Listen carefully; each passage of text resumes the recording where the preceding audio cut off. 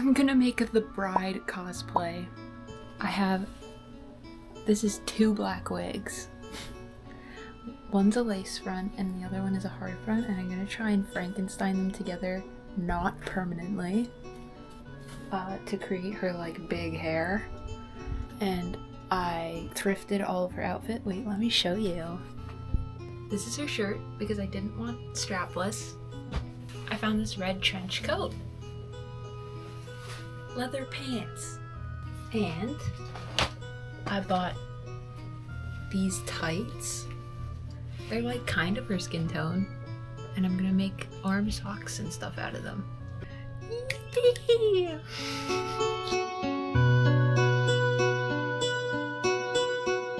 I'm starting with the wigs, which I washed both my wigs because I've styled them like a million times, so they were kind of gross, mostly just covered in hairspray. And then I had to detangle them. I just took tiny little sections, steamed it, and then brushed it out. One of the wigs I crimped so that it would be more voluminous because I got the wig a long time ago before I had a crimper, so it didn't get crimped, unlike the second wig. And there's the detangling of the second wig.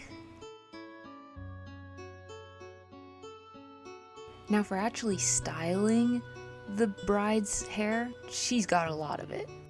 So I'm pulling out like basically like an inch wide band around like the whole front and back neck of my base wig, which is a lace front, and I put all the other hair up into a bun near the top of the head.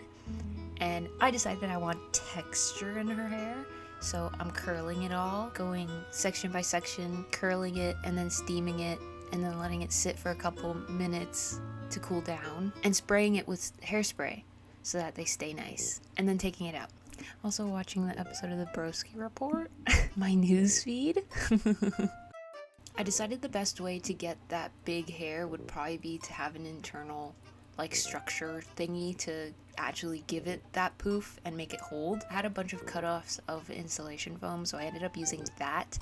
Turns out that's kind of heavy, at least for a wig, especially this big. But I had this and didn't have to get anything for it, so oh well. This is kind of the shape I ended up with. I ended up shaving the sides even more to make it more like an oval shape. This is kind of more circular. But then I took that and covered it in black felt so that if it were to be seen, which it isn't, but if it were, it'd just be black, like the hair. So now I put the second wig over the insulation foam and then put that on top of the bun that I had at the top of the wig, and I wrapped all the extra length of hair and just kind of pinned it wherever it landed. And I also put little loops of felt so that I could pin the insulation foam into the wig. Styling mousse, I think it is. Foaming mousse, I have no idea. I put that over the bit of curled hair that I had prepped on the base wig and just pulled that up to cover the like big mass of hair. And then all the extra length, I just kind of put it in pin curls because I thought it'd look cool. Now the bride has these really stupid little like antenna looking whatever pieces of hair. I don't know what those are or how that's possible, but the way I'm making it possible is I used more of that felt I covered the insulation foam with. I cut it into maybe a 2-inch wide piece, maybe 8 or 10 inches long. I have no idea. I just went by vibe. Just did my best to draw on that little zigzag of it. And then I just cut it out. And I have 4 layers of this felt. That's what I'm cutting. 4 layers of felt using jewelry wire, but it's very soft, so it's nice and malleable. Shaping one long piece into the center of the zigzag, and then at the bottom where it gets much wider, following one edge and then going past the bottom to create like a little loop, and then coming back up so that I can, when it's done, I can bend it and use that piece that hangs out, the little loop that hangs out, so that I can pin it to the actual wig. So I just hot glued that wire onto the felt and then hot glued the second piece of felt onto that so that it was just black. You don't see the wire, you don't see nothing. And then I also kind of bent the wire so that it would imitate that zigzaggy shape. I'm just kind of inserting the hair piece in kind of like behind the ear on the wig, and I'm just slipping it underneath as much hair as I can so that I can hide the wire, and pinning it. Just so many pins so that it doesn't fall out. It's not like it's heavy. I just don't want it to fall out. I also have a feeling it'll get like snagged on stuff because why is it there? Also, another thing, because I actually forgot to film this part, I put the bride's little gray streaks in. This is something I did a while ago. I ventilated a scrap piece of lace with a bunch of gray hair to create the two temples, like the two gray streaks at the temples. So that's what that is, and I just literally I tried to prosate it to the lace of the base wig. It didn't work because I didn't try very hard, but I just hairsprayed it down and then kind of tried to make it blend in with the other pin curls that I had at the top of the wig and just pinned it all in. But that's the wig done. I got a gun. And guess what? It's a water gun, so I can fill it with water. But let's make it look not blue. I'm gonna try and make it look more like a only semi-real gun. Guys, I bought this water gun in the dollar store, and it came with like an ammunition pack that you fill with water. It's like kind of funny, but also what the heck. Anyway, I'm starting with sanding everything so that the paint will stick better, and then I taped off anywhere I didn't want to paint by accident, so I didn't need the ammunition pack, I guess. I didn't actually need that to get painted, I just needed the bottom because that's what you see. I also taped off the trigger since it moves. I didn't want it to peel all the paint. And then I also covered the orange tip. I then spray painted all the pieces with a silver paint that I had, just as a base, and then I went in, I think I did 3 layers of the silver spray paint. 2 or 3. And then I went in with dollar store acrylics. I mixed the silver with some black to make like a deep, like grayish, silvery, whatever. And I put that all over everything, making sure to get into the details. And then I used a random cloth that I keep with my paint stuff to wipe away all the excess paint off the high points. And then I went back in with the paint to add even more shadows into the recessed bits. And then I let that all dry and I sealed it with a clear spray paint. And I did it with a matte one, mostly because I ran out of satin finish. Pretty much the last thing is the jacket. I was so lucky I thrifted this jacket, so I'm airbrushing some shadows into it and stuff. My neighbors, guys, my neighbor saw the mannequin in a jacket in my backyard and they're like, what is happening? Anyway, I mixed all that. I got like a darkish red. I went in shading the edges of the collar, any folds, so the collar folds, all the seam lines.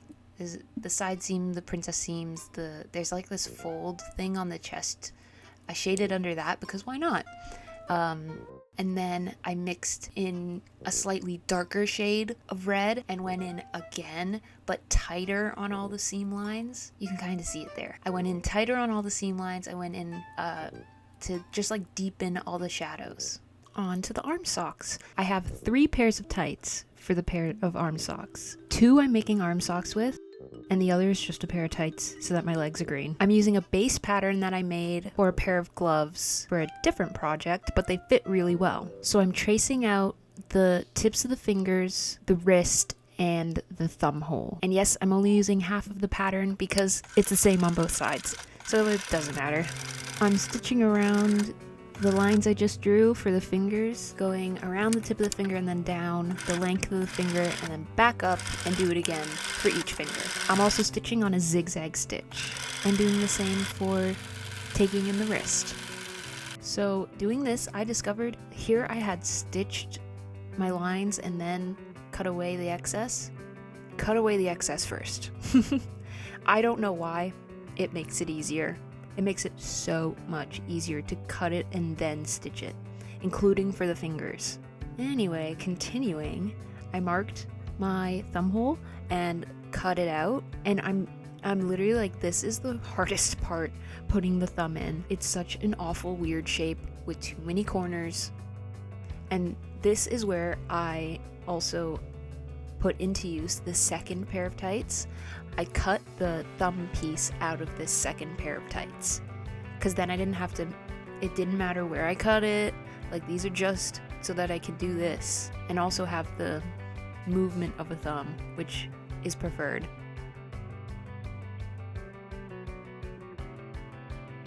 Stitching the thumb, like I said, is the most annoying part of this entire thing, but I'm starting with stitching the thumb, like the actual pattern piece of the thumb, down the tip and length of the finger, and then attaching it to the actual hand itself.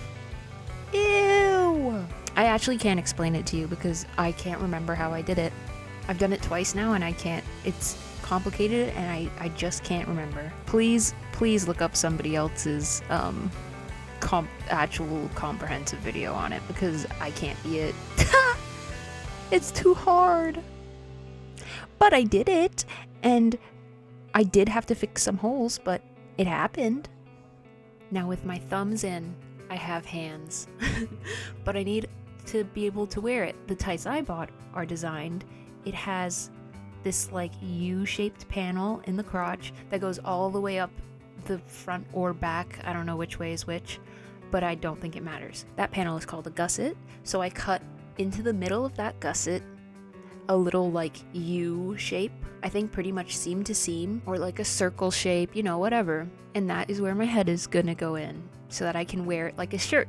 Hey, let's see the arm socks.